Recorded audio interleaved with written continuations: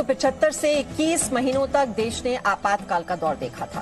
दुनिया के सबसे बड़े लोकतंत्र भारत के इतिहास में इन 21 महीनों को काला अध्याय माना जाता है। उस वक्त तत्कालीन प्रधानमंत्री इंदिरा गांधी ने अपनी सत्ता बचाने के लिए देश पर आपातकाल थोप दिया था, लेकिन अब उन्हीं के पोते कांग्रेस के पूर्व अध्यक्ष और सांसद राहुल गांधी ने आपातकाल को सबसे बड़ी गलती बताया है।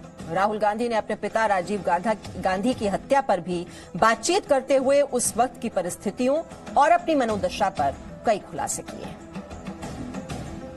तो कॉर्नेल यूनिवर्सिटी के प्रोफेसर कौशिक बसु के साथ वीडियो कॉन्फ्रेंसिंग के जरिए हुई इस बातचीत में राहुल गांधी ने यह भी कहा कि वो पहले शख्स थे जिन्होंने यूथ कांग्रेस में लोकतांत्रिक प्रक्रिया को बढ़ावा दिया और इस वजह से उन पर सवाल भी उठाए गए।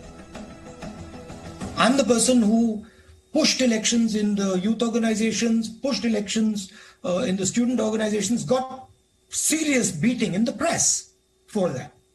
I was literally crucified for doing elections, right? I was attacked by my own party people. So I'm the first person that says, look, democratic elections within parties absolutely critical. But I got a question for you.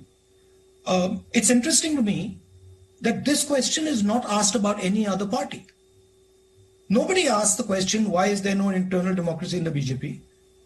No one asked the question, why is there no internal democracy in the BSP? Nobody asked the question, why is there no democracy in the Samajwadi Party? But they asked the question about the Congress. There's a reason.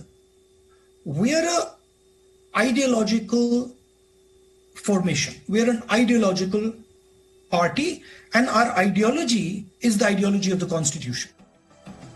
और राहुल गांधी ने इस बातचीत में जो 10 बड़ी बातें कही, आइए उसे ही समझने की कोशिश करते हैं।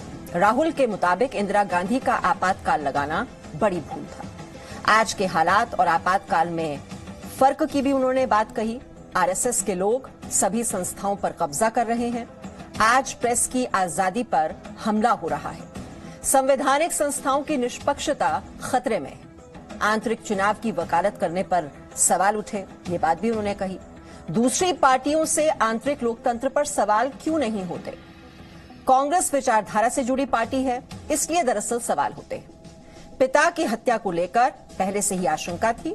जिस तरह से प्रभाकरण की मौत हुई वो अजीब था।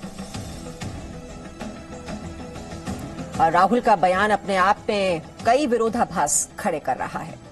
राहुल कह रहे हैं कि आपातकाल लगाना भूल थी और इंदिरा गांधी भी इसे गलती मानती थी, लेकिन सवाल यह है कि फिर इंदिरा गांधी ने कभी माफी क्यों नहीं मांगी? राहुल कह रहे हैं कि आज प्रेस की आजादी पर हमला हो रहा है और आज के हालात और आपातकाल के हालात में फर्क है। तो सवाल यह है कि क्या राहुल को आपातकाल में प्रेस पर पाबंदी नहीं दिखी?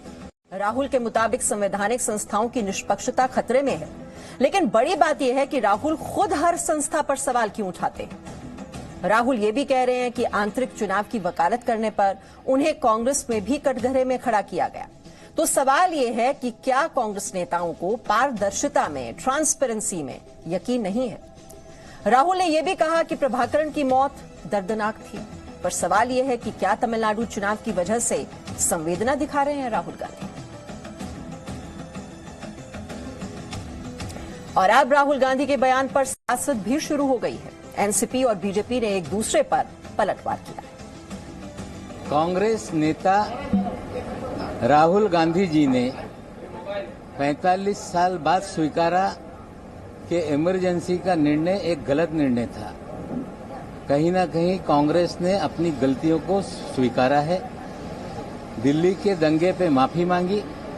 अब भारतीय जनता पार्टी की बारी है कि प्रधानमंत्री मोदी जी और भारतीय जनता पार्टी ये स्वीकारें कि गुजरात का दंगा कहीं ना कहीं गलत था और उसको लेके एक बार फिर भारतीय जनता पार्टी से हम सवाल करते हैं कि अगर कांग्रेस गलतियों को सुधार रही है तो वे कब अपनी गलती को स्वीकारेंगे, वो लोगों को बताएंगे। देखो, ये राहुल गांधी जी हों या कांग्रेस के लीडर, माफी मांगते मांगते थक जाएंगे, उनके गुनाहों की गिनती खत्म नहीं होगी।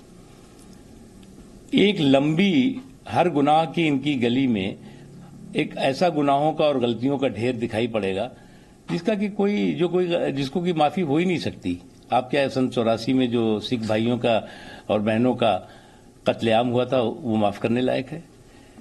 क्या भागलपुर में जो कत्लेआम हुआ था उनकी शासनकाल में वो माफी करने लायक है? मलियाना में जो हुआ था वो माफी करने लायक है? जो इमरजेंसी में जो कुछ भी जिन लोगों ने अपनी जानें गंवाई, जिस तरह से उन्होंने लोकतंत्र की तो हत्या एक तरफ की और लोकतंत्र सेनानियों की हत्या बेशर्मी और बेदर्दी के साथ दूसरी तरफ हुई, वो माफी लायक है? तो इनके गुनाहों की गली के हर मोड़ पर इनके गुनाहों के ढेर दिखाई पड़ेंगे। और आपातकाल पर राहुल गांधी के इस कबूलनामे के बाद राजनीतिक बयानबाजी काफी तेज हो गई है, लेकिन बड़ा सवाल यह है कि माफी मांगने से क्या वो दाग अब धुल जाएंगे। एक छोटे से ब्रेक के लिए यहां पर रुक रहे हैं, लौटते हैं। Presenting B News app available on Google Play and App Store. Download it now.